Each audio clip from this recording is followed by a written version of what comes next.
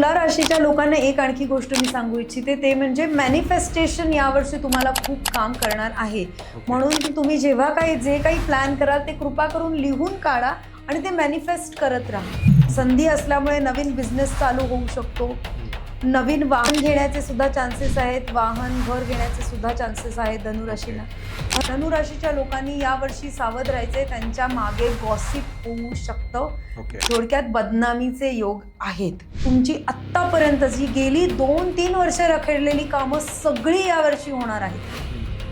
त्यामुळे मकर राशीसाठी हे वर्ष चांगली असणार आहे.